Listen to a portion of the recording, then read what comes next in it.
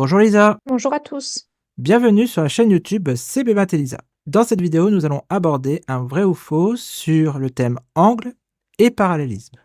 L'énoncé est le suivant. Si deux droites parallèles sont coupées par une séquente, alors les angles correspondants qu'elles forment ont la même mesure. Est-ce que cet énoncé est vrai ou est-ce que cet énoncé est faux? Alors l'énoncé ici est vrai et dans cette vidéo, nous allons vous proposer deux démonstrations. On va se baser sur cette figure suivante et Lisa va vous dévoiler sa démonstration. On suppose que les droites AB et CD sont parallèles. On considère les angles alternes internes AEF et EFD sur les droites AB et CD coupées par la séquente GH. AEF et EFD. Or, si deux droites parallèles sont coupées par une séquente, alors les angles alternes internes qu'elles forment ont la même mesure. Donc, AEF égale EFD. De plus, les angles AEF et GEB sont opposés par le sommet. Les angles AEF et GEB sont opposés par le sommet. Donc, ils sont de même mesure. Finalement, on a l'égalité suivante. AEF égale EFD égale GEB. D'où les angles correspondants EFD et GEB sont égaux, ce qui conclut la démonstration. Alors maintenant, je vais vous proposer ma démonstration. Mais avant cela, on va devoir compléter la figure. Je considère le vecteur EF et ensuite, donc on a le point G, je vais considérer le point G', image du point G de translation de vecteur EF, et B', image du point B par la translation du vecteur EF. Donc ici, on va s'appuyer sur la translation de vecteur EF. On suppose que les droites AB et CD sont parallèles. Comme E appartient à la droite AB et F appartient à la droite CD, l'image de la droite AB par la translation du vecteur EF est la droite CD.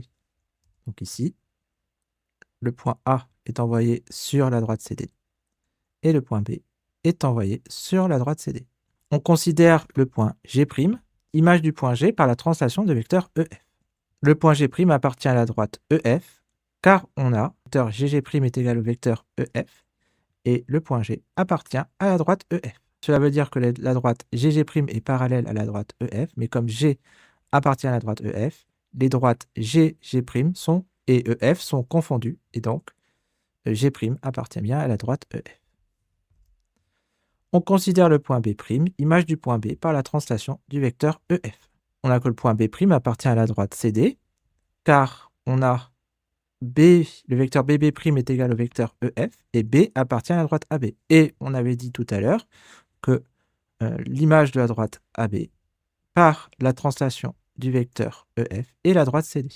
Donc ici, on peut déduire que B' appartient à la droite CD. Donc, les angles BEG et B'FG' sont correspondants. BEG et B'FG' sont correspondants.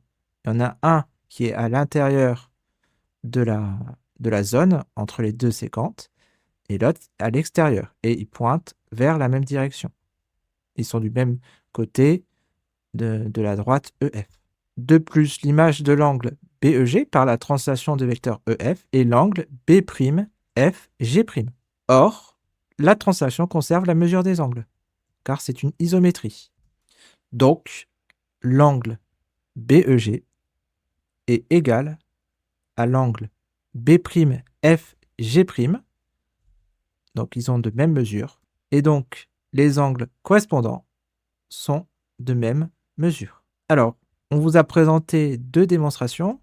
L'une comptée par Lisa qui propose, donc avec des outils qu'on voit au niveau collège, donc avec les angles opposés par le sommet et la propriété, si deux droites parallèles sont coupées par une séquente, alors les angles alternes internes qu'elles forment ont la même mesure. Et ma démonstration qui utilise les transformations, donc la translation et la conservation des mesures de angles par translation.